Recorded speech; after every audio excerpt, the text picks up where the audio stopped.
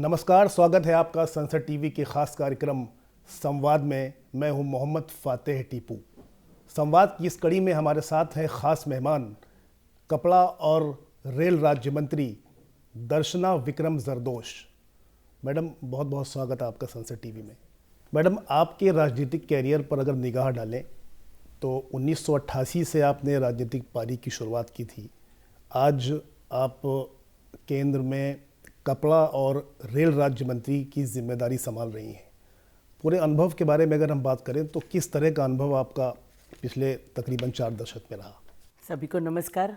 और Bharatiya Janata party with the difference, और वहाँ संगठन से लेके सत्ता के सभी अनुभव को लेकर यहाँ तक मैं पहुँची। लेकिन संगठन में जहाँ प्राथमिक जगह पे जब हमारी भारतीय जनता पार्टी में एंट्री होती है, वो समय अगर सही जाता है तो आपका सफ़र लंबा होता है, अच्छे से आप परफॉर्म कर पाते हैं, पार्टी को समझकर उसको आगे ले जाते हैं। जब 88 में मेरी शुरुआत हुई तब मैं पार्टी में वार्ड में मेरा एंट्री हुई, महिला मोर्चा में हुई, फिर धीरे धीरे आगे बढ़ती गई। सभी पदों के ऊपर मैंने मेरी जिम्मेदारी निभाई, संगठन में भी गई, फिर कॉरपोरेटर भी बनी, अनकॉन्टेस्टेड, जैसे सुबह फॉर्म भरा और शाम को मैं इलेक्ट हो गई थी। इसके बाद में स्कूल बोर्ड में भी रही, उसके पहले जो सरकार के निगम होते हैं इसमें भी रही। तो बहुत सारे भारतीय जनता पार्टी के डिफरेंट जितने भी पहलू है इसमें मेरा अनुभव अच्छा रहा। फिर जब जनरल सेक्रेटरी बनी कॉरपोरेशन के बाद में पूरे गुजरात की, तब का अनुभव इसलिए अच्छा रहा कि माननीय प्रधानमंत्री जी के नेतृत्व में जब वो मुख्यमंत्री थे तब पूरे गुजरात के महिला मोर्चा के साथ में जुड़ना हुआ। पूरे 26 जिले और 7 महानगर में प्रवास हुआ और वहाँ सच में एक संगठन से लेके सत्ता तक कैसे योजनाओं के साथ पहुंचा जाता है, लोग उनको कैसे स्वीकारते हैं, कैसे सभी बनी हुई योजनाओं को उनको अच्छा लगता है या उनको कैसे एग्जीक्यूट करना है, वो सभी पहलू देखते हुए मैं आगे बढ़ी। और जब 2009 में संसद का चुनाव लड़ी, उसके पहले जो पार्लियामेंट्री प्रोसीजर होती है, जो संगठन में जो चयन की प्रक्रिया होती है कि जहाँ पे एमएलए एमपी का चुनाव होने से पहले जब लोग उनको सुनते हैं, तो वो प्रक्रिया में भी महिलाओं को तैयार करके प्रधानमंत्री जी ने एक अच्छा मौका दिया था। और फिर 2009 में जब टिकट मिला तब ऐसे बेस पे मिला कि वहाँ फिर सिर्फ देने के लिए नहीं, जहाँ कोई पॉलिटिकल बैकग्राउंड ना हो, जहाँ परिवार में कोई लोग ना हो, सिर्फ पार्टी ही अपनी हो, और वहाँ पे 7 सीट पर जहाँ बीजेपी विन होती है वहाँ जीतने के श्रेय से बड़े शहर से एक मैसेज देने के लिए चुनाव लड़ाया जाए, और वो चुनाव में अच्छे से जीत पाई। 2014 में वो सफ़र मेरा चलता रहा और फिर रिकॉर्ड ब्रेक विक्ट्री हुई।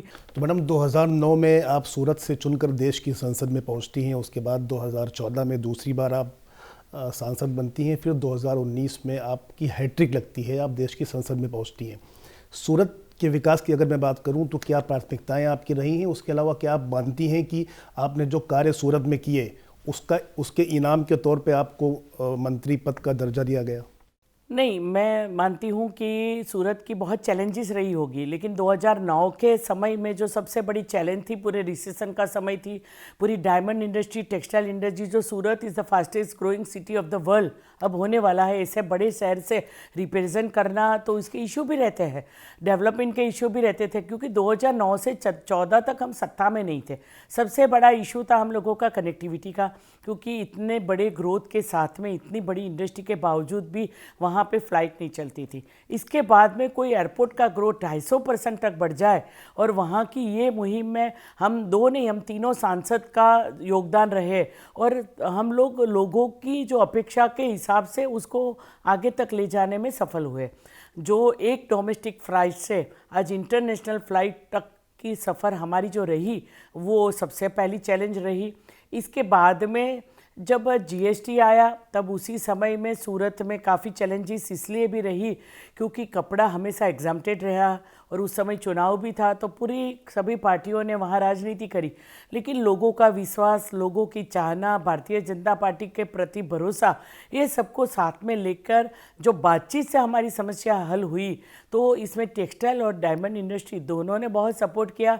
इसके साथ में पूरी जनता ने किया, क्योंकि सूरत इज़ अ मिनी भारत, जहाँ सभी प्रांत के लोग रहते हैं, सभी प्रांत के लोग को यहाँ रोजगार मिलता है, सबके बिजनेसिस है, सब लोग एक भारत श्रेष्ठ भारत का श्रेष्ठ उदाहरण लेके हम लोग आगे बढ़ते हैं। मैं बताती हूँ कि सूरत को हम लोग ट्रिपल इंजन की सरकार बोलते हैं, क्योंकि कई सालों से वहाँ पे भारतीय जनता पार्टी का शासन है, फिर राज्य सरकार में अपना योगदान और फिर केंद्र सरकार।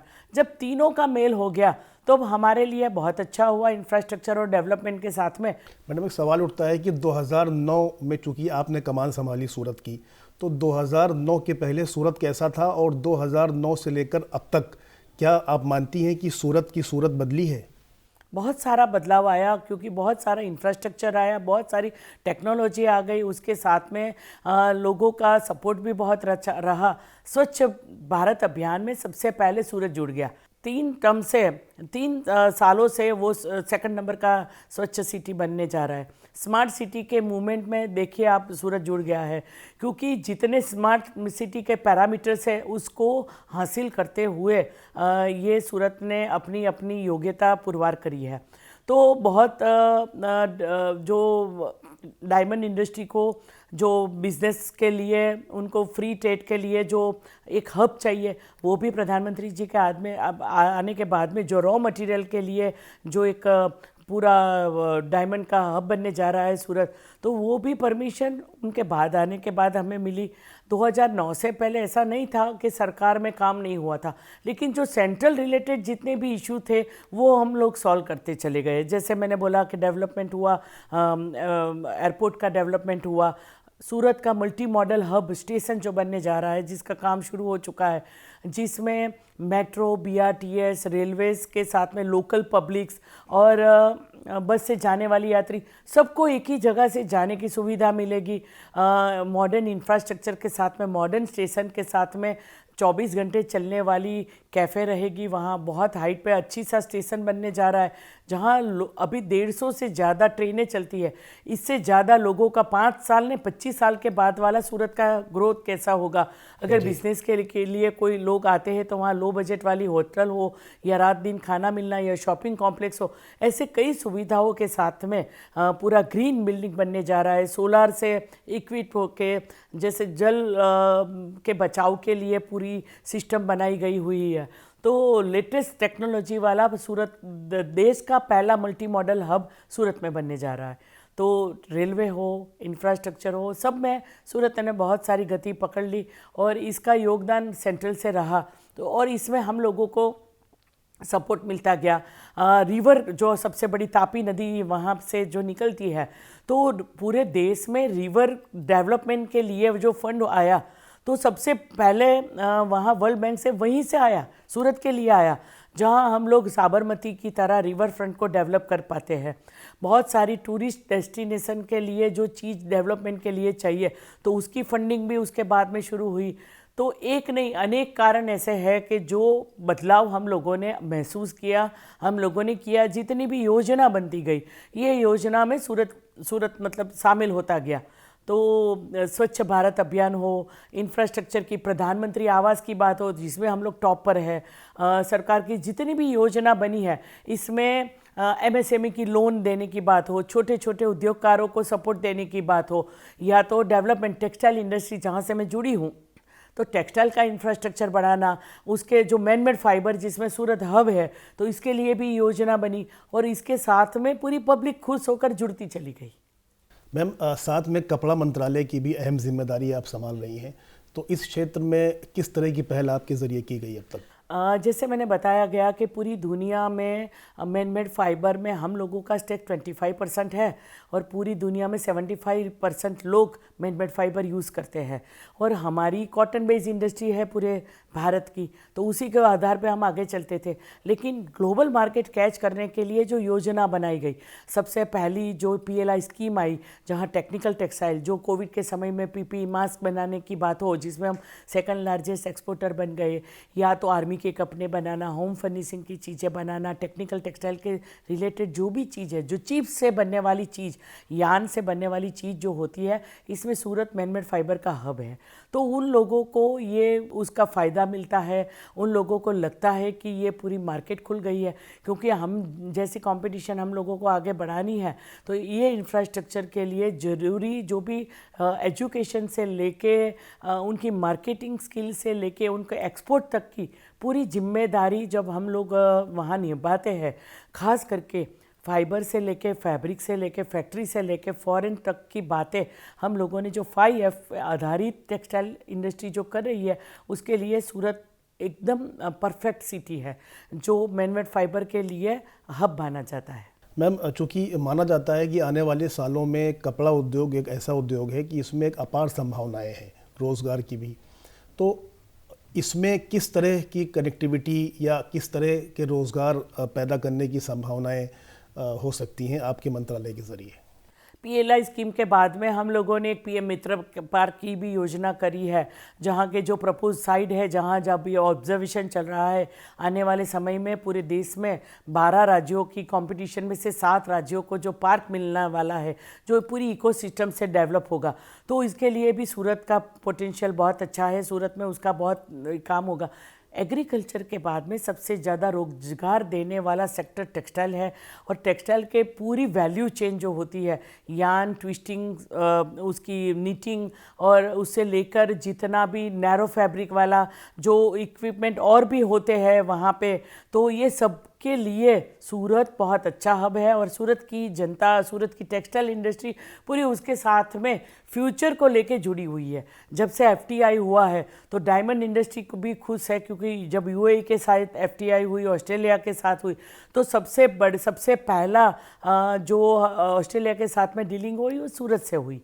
तो ना तो टेक्सटाइल, सिर्फ डायमंड इंडस्ट्री भी इतना ग्रो कर रही है, और डायमंड इंडस्ट्री में भी अभी जो लैब के अंदर बनने वाला जो डायमंड है, लैब्रोन इंडस्ट्री, उसमें काफ़ी यंगस्टर्स जुड़े हुए हैं। 40 से 45 साल के जो नवयुवान हैं, वो नई टेक्निक के साथ में जैसे आगे बढ़ते हैं, तो सूरत का जो फास्टेस्ट ग्रोइंग सिटी का जो हम लोगों का जो मापदंड है वो वैसे नहीं है। स्मार्ट सिटी के कंसेप्ट के हिसाब से BRTS का, मेट्रो का काम बहुत गति से आगे हो रहा है, इसमें केंद्र सरकार का योगदान बहुत अच्छा रहता है।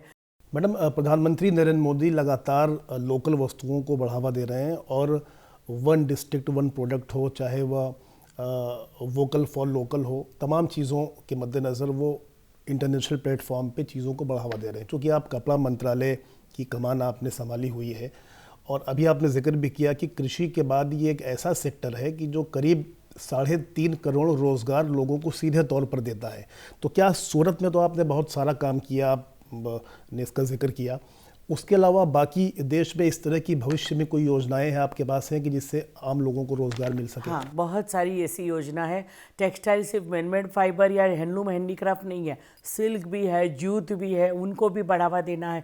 हमने नॉर्थ ईस्ट के जो स्टेट है वहाँ पे जो वहाँ फोकस करना ज़रूरी है, वहाँ हमने आसाम गवर्नमेंट में सिल्क यूनिट के साथ में MOU साइन किया है, जहाँ फॉरेस्ट एरिया में उसकी प्लांटेशन कोकून की होगी, मलबरी एरी की प्लांटेशन के बाद में कोकून होगा, और सिल्क में भी हम जापान के बाद में सेकंड लार्जेस्ट एक्सपोर्टर होने वाले हैं, जहाँ पे एक से ज़्यादा क्रॉप कैसे लिए जाए, तो उस सिल्क के लिए, जूट के लिए भी है। टेक्निकल टेक्सटाइल में 15 सेगमेंट ऐसे हैं जिसमें हम लोग टेक्नोलॉजी के यूज़ के साथ में, जैसे रोड स्ट्रेंथनिंग की बात आती है, रेलवे में जो जहाँ लैंड स्लाइडिंग होती है वहाँ जियो टेक्सटाइल का यूज़ होता है मटीरियल, उसके साथ में जहाँ किसानों को जो नेट वगैरह का यूज़ करना होता है तो उसके अंदर टेक्सटाइल का रोल रहेगा। तो बहुत सारे, तो टेक्निकल टेक्सटाइल को बढ़ावा देने के लिए भी हम सारी बहुत योजना लेके आ रहे हैं।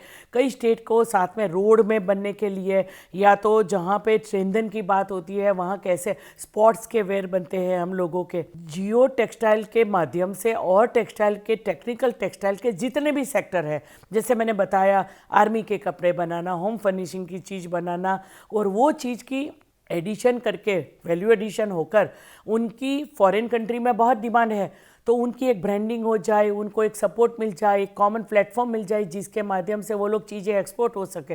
तो ये पूरी चीज़ें टेक्सटाइल मिनिस्ट्री देखती है। सिल्क जूट के साथ में जहाँ पे बिहार, पश्चिम बंगाल, केरल जहाँ जूट की प्रोडक्ट है, तो बेस्ट क्वालिटी का जूट कैसे हो जाए, सिर्फ प्रोक्योरमेंट के नाते नहीं लेकिन उसमें भी वैल्यू एडिशन करके कैसे और भी उनका यूज़ हो जाए, उनके लोगों को भी कैसे सभी पूरी स्ट्रीम लाइन में जोड़ा जाए, ये सब चीज़ें टेक्सटाइल मिनिस्ट्री कर रही है। मैडम, अक्षय ऊर्जा की दिशा में भी सरकार लगातार प्रयास कर रही है और पावरलूम, हैंडलूम की अगर मैं बात करूं तो सौर ऊर्जा से चलाने का इसका प्रयास भी हो रहा है और उत्तर प्रदेश सरकार की कैबिनेट ने इसको मंजूरी भी दे दी है। मैं केंद्र के स्तर पर अगर बात करूं तो कब और किस तरह से आपके पास योजना है कि आप इसको अक्षय ऊर्जा की दिशा में पहल करेंगे? हमारे पास एक समर ट्रेनिंग की एक स्कीम होती है और हैंडलूम और हैंडीक्राफ्ट दोनों में ऐसा होता है कि ट्रेनिंग के बाद में 45 डेज़ की ट्रेनिंग होती है। इसमें सीधे डायरेक्ट बेनिफिट ट्रांसफ़र से उसके अकाउंट में 300 रुपये होते, सिखाने वाले के को भी पैसा मिलता है। और इसमें पूरी जो हम लोगों की एक कॉमन फैसिलिटी सेंटर की जो एक स्कीम है, जहां टेक्सटाइल, हैंडलूम, हैंडीक्राफ्ट की, जहां एक साथ एक जैसे बिजनेस करने वाले लोगों को साथ में एक क्लस्टर को डेवलप करके वो क्लस्टर डेवलपमेंट प्लान से भी उनको बहुत सपोर्ट किया जाता है। वहाँ उनको छोटे छोटे इक्विपमेंट देना, जिसमें आपने बताया कि इसमें हैंडलूम तमिलनाडु ने भी बहुत अच्छा किया है कि सौर से चलने वाला जैकार्ड की उसकी डिज़ाइन हो जाती है इसमें। तो जब वीविंग की बात आती है तो हैंडलूम जो पुराने तरीके हैं जिसका पन्ना कम है, तो उसको कैसे लेटेस्ट काम दिया जाए, कैसे उनको अपग्रेड किया जाए, उनकी क्वालिटी प्रोडक्ट्स, उनको रॉ मटेरियल कैसे अच्छे से मिल जाए और उसकी प्रोडक्ट में क्वालिटी प्रोडक्शन हो जाए, ग्लोबल डिमांड क्या है उसकी टीचिंग हो जाए। तो सभी फैक्टर में एक साथ में काम हो रहा है, क्योंकि इसमें ज़्यादातर महिला जुड़ी है और महिलाओं को स्ट्रेंथन करना। जब भी कोविड का समय था तब भी आपने देखा होगा कि महिला घर पे बैठकर हैंडलूम, हैंडीक्राफ्ट का काम करती है। सिल्क का काम भी ऐसा है कि सिल्क में भी ऐसे महिलाओं सब साथ में जुड़ी है। तो अपने जम्मू कश्मीर, उत्तराखंड, नॉर्थ ईस्ट वाले स्टेट जो साउथ के साथ में कम्पीट करके सिल्क के प्रोडक्शन में आगे बढ़ रहे हैं। तो बहुत सारी चीज़ों को जीआई टैग को सिक्योर करके, जैसे पश्मीना शाल है, पैठनी साड़ी है, तो पाटन का पटोला है, तो उसको जीआई टैग मिला हुआ है। जब ऐसे टैग वाली चीज़ ऑथेंटिक, सिल्क मार्क दिया गया है, वूल मार्क दिया गया है, वूल की क्वालिटी कैसे अच्छी हो जाए, जूट का मार्क दिया हुआ है, जब वो उसके साथ में जब कोई चीज़ बिकेगी तो ऑथेंटिसिटी की भी बात हो गई। जैसे मैंने बताया कि G20 में जब दुनिया के लोग यहाँ पे आएंगे, आप देखेंगे कि कोई भी हमारे लीडर्स बाहर जाते हैं, प्रधानमंत्री या राष्ट्रपति कोई भी, वो हैंडलूम, हैंडीक्राफ्ट की चीज़ों को लेके जाते हैं। तो उसकी बहुत डिमांड भी है, लोगों चाहते भी बहुत है। और ऐसे लोगों को, और कई कला ऐसी है जो लुप्त होती जा रही है, तो ऐसी कला को बचा के उसको ट्रेनिंग करके आगे ले जाने के लिए भी टेक्सटाइल मिनिस्ट्री है। उनको मार्केटिंग कैसे मिले, जैसे किस तरह से अपनी विरासत को, सांस्कृतिक विरासत को संजो के रखे।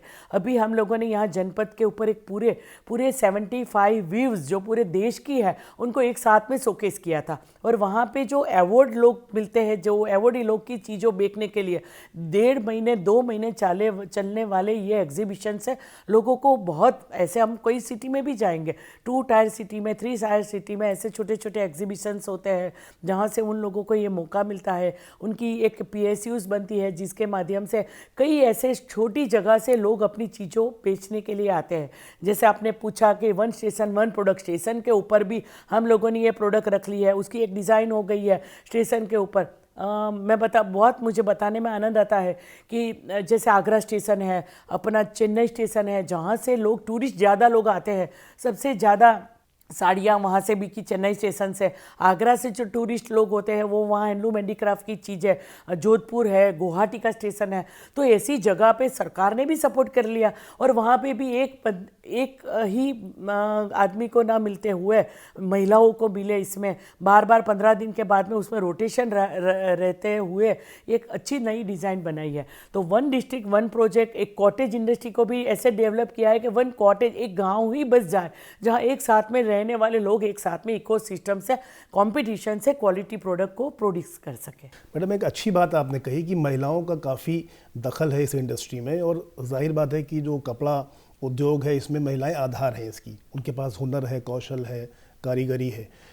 उनको सशक्त करने के लिए और क्या प्लान भविष्य में आपके पास है कि वो तकनीकी रूप से और सशक्त हों और समय भी कम लगे और उनके कौशल को बहुत तेज़ी के साथ में आप उसको इस्तेमाल कर सकते। 2 साल कोविड में थोड़ी ये गति कम हुई थी, लेकिन अभी जैसे मैंने बताया कि समर्थ ट्रेनिंग में हैंडलूम की ट्रेनिंग, हैंडीक्राफ्ट की ट्रेनिंग, सिल्क की ट्रेनिंग, ये सब हो रही है और उसका आधार कार्ड से जोड़कर पूरी मतलब रजिस्ट्रेशन होती है। ऐसा नहीं है, उसमें जो जिसको अवार्ड मिला है वो कला गुरु कहे जाते हैं। अगर उनकी हालात अच्छे नहीं है तो उनको पेशेंस से सपोर्ट करके वो अपनी कला किसी और को सिखाए, अपने नए शिष्य तैयार करे, तो उसको भी हम लोगों ने सराहा है। तो बहुत सारी चीज़ों के साथ में, ब्रांडिंग के साथ में, और ऑनलाइन बिक्री उसकी कैसे हो जाए इसके लिए भी, इसके ऊपर भी काम हो रहा है। उनको जेम पोर्टल पे डालना, जैसे प्रधानमंत्री अपने कार्यालय के लिए कोई छोटी सी चीज़ भी खरीदना चाहते हैं तो वहीं से खरीद सकते हैं। तो ऐसे ऐसे आर्टिज़न को ऑनलाइन करवाना, तो बहुत सारे 65 लाख आर्टिज़न कार्ड बनाए हैं जिसके माध्यम से उनको उनकी योजनाओं का लाभ सीधे मिल जाए। और कार्ड भी बनाने बाकी है, क्योंकि कई जगह पे राज्य सरकार का भी सहयोग चाहिए। राज्य सरकार की भी कई मार्केटिंग की स्ट्रेटेजी होती है। जैसे गुजरात में एक महिला आर्थिक विकास निगम के माध्यम से भी हम लोगों को एग्जीबिशन में लेके जाते हैं। रूरल डेवलपमेंट का भी बहुत बड़ा योगदान होता है कि जहाँ पे महिला अपनी चीज़ें बेच सकती है तो उनके साथ में लिंक कर लेना, उसकी प्रोडक्ट को अच्छी क्वालिटी ब्रांडिंग के साथ में बेचना, उसको मार्केट कवर करना, वो चीज़ें कर रहे हैं। नई जनरेशन जो नहीं आ रही है, इसमें इनोवेशन हो जाए, इसमें टेक्निक के साथ में कैसे, जैसे पाटन का पटोला, सुरेंद्र नगर में पढ़े लिखे नौजवान इसमें जुड़ गए हैं कि उन्होंने देखा जब प्रधानमंत्री जी खुद उसका दुपट्टा डालते हैं, उसके हमारे सबसे बड़े ब्रांड एम्बेसडर है। हैंडलूम डे को 7 अगस्त को मनाया जाता है, बहुत सारे राष्ट्रपति के माध्यम से अवार्ड दिए जाते हैं।